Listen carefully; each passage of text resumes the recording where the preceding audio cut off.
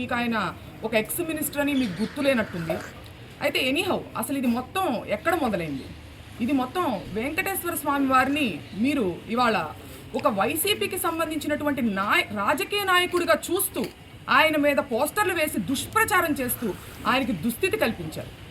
ఈ పాపాన్ని అంబటి రాంబాబు గారు ప్రశ్నిస్తూ ప్రజల్లోకి తీసుకెళ్తుంటే దాన్ని డైవర్ట్ చేసేదానికి ఇవాళ ఆయన్ని రెచ్చగొట్టి ఆయన మీద దాడులు చేసి ఆయన ఇంటికి సంబంధించినటువంటి మహిళలమైన మా మీద దాడి చేసి ఆయన్ని అరెస్టు చేసి 36 అక్రమ కేసులు ఇవాళ ఆయన మీద బనాయించి పీటీ వారెంట్లు వేస్తూ ఆయన్ని ఇబ్బంది పెట్టే ప్రయత్నం చేస్తున్నప్పటికీ నా ఆత్మస్థైర్యం నేను కోల్పోలేదు, న్యాయం మీద నాకు నమ్మకం ఉంది అని చెప్పి పార్టీని ఉత్సాహపరిచే, పార్టీ శ్రేణులను అభిమానులు ఉత్సాహపరిచేటువంటి ప్రయత్నంలో భాగంగానే ఆ సైగలు చేశారు తప్పితే ఎదుటి వారి ఇంటి మీద దాడులు చేయమని సైగలు చేయలేదని కూడా ఇవాళ నేను గుర్తు చేస్తున్నాను. అసలు ఎందుకు తగ్గాలని కూడా నేను ప్రశ్నిస్తున్నాను. రెడ్ బుక్ రాజ్యాంగం ఇక్కడ జరుగుతుంది. ఒక ప్రజాస్వామ్యంలో నియంత పాలన జరుగుతుంది. ఇక్కడ డాక్టర్ అంబేద్కర్ గారు రాసినటువంటి రాజ్యాంగానికి విరుద్ధంగా మీరు రెడ్ బుక్ రాజ్యాంగం నడిపిస్తుంటే మిమ్మల్ని క్వశ్చన్ చేయకూడదా? మళ్ళీ ఒకసారి స్పష్టం చేస్తున్నాను, మీ అక్రమానికి మీ దౌర్జన్యానికి తగ్గేదే లేదు. అలాగే నాకు ఒక అనుమానం ఉందండి అనిత గారు, మీరు అసలు అన్నది అంబటి రాంబాబు గారినా లేకపోతే పరోక్షంగా లోకేష్ గారిని ఏమన్నా అన్నారా? ఎందుకంటే గతంలో ఆయన కూడా అలాంటి సైగలు చేయడం జరిగింది. మిమ్మల్ని తిరుపతి లడ్డూ విషయంలో అబద్ధాలు చెప్పమని ఏమన్నా ప్రెషర్ చేస్తుంటే ఆ ఫ్రస్ట్రేషన్ని పరోక్షంగా మీరు ఆయన మీద చూపించినట్టు కూడా నాకు అనుమానం కలుగుతుంది. అలాగే ఈ సందర్భంలో మీరు గతంలో అమ్మ అనేటువంటి పదంలో కూడా ఎంత భూతర్థం తీసి మాట్లాడచ్చు, ఎంత అశ్లీలంగా మాట్లాడచ్చు అని చెప్పి మీరు ప్రపంచానికి తెలియజేశారు. చూసారా? ఆ ఘనత మీకు మాత్రమే చెందుతుందని కూడా నేను చెప్తున్నాను.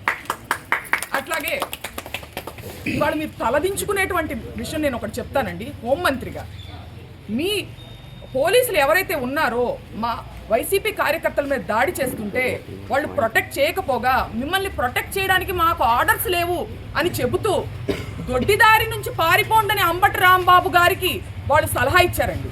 దీనికి అంబటి రాంబాబు గారు ఏమన్నారో తెలుసా? నా ప్రాణాలు ఇక్కడైనా వదులుతాను, చావనైనా చస్తాను, కానీ దొడ్డిదారి నుంచి పారిపోయే ప్రసక్తే లేదని ఆయన చెప్పడం జరిగింది. మరి మీ పోలీసుల పనితీరు ఎట్లా ఉందో ఒకసారి మీరు ఆలోచించుకోవాలి. అలాగే ఇదే సందర్భంలో మంత్రివర్యులు లోకేష్ గారు మాట్లాడుతూ సీఎం గారి తల్లిని అన్నారు అని చెప్పి ఆయన అనడం జరిగింది. సీఎం గారి తల్లి అయితే ఒకటి, ఇంకొకటి తల్లి అయితే ఒకటే అండి? తల్లులందరూ ఒకటే కదా. మీరు పవన్ కళ్యాణ్ గారి తల్లిని తిట్టచ్చు, ముద్రగడ గారి ఇంట్లో ఉన్నటువంటి మహిళల మీద దాడి చేసి వాళ్ళని లకారాలతో మీరు తిట్టచ్చు. ఇవాళ అంబటి రాంబాబు గారి ఇంట్లో మహిళలమైన మా మీద దాడి చేసి మమ్మల్ని తిట్టచ్చు. అలాగే నల్లపురెడ్డి ప్రసన్న కుమార్ రెడ్డి గారి ఇంటి మీద మీరు దాడి చేసి వాళ్ళ ఇంట్లో 90 ఏళ్ల వయసు ఉన్నటువంటి తల్లి గారి మీద దాడి చేసే ప్రయత్నం మీరు చేయొచ్చు.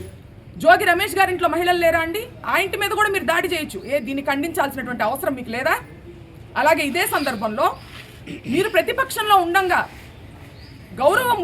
అప్పటి గౌరవ ముఖ్యమంత్రి జగన్మోహన్ రెడ్డి గారి మీద మీరు లండన్కి వెళ్ళారు అనే ప్రస్తావనతో మీరు ఎట్లాంటి అశ్లీల వ్యాఖ్యలు చేశారో మీరు ఒకసారి గుర్తు చేసుకుని ఆత్మవిమర్శ చేసుకోవాల్సిన అవసరం ఉందని కూడా ఈ సందర్భంగా నేను లోకేష్ గారికి తెలియజేస్తున్నాను.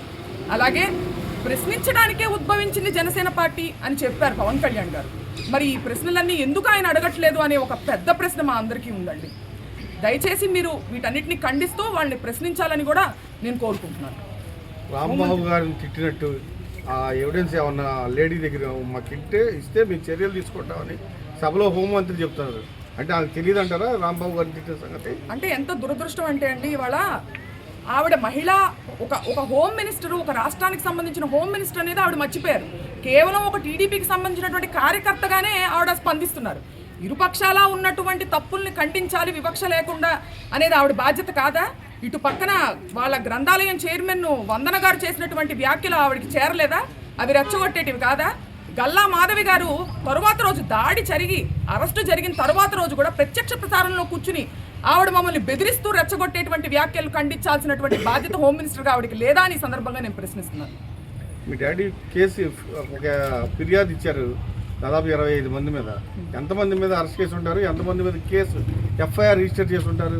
హోంమంత్రిని మీరు ఏమైనా ప్రశ్నిస్తారా? ఏమండి, దాడి చేసినటువంటి వాళ్ళని అదే మాటలు మాట్లాడి రెచ్చగొట్టినటువంటి వాళ్ళ మీదేమో స్టేషన్ బెయిల్ ఇచ్చి పంపించేశారు.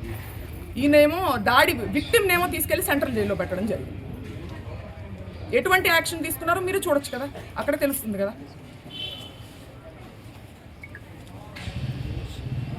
ఇది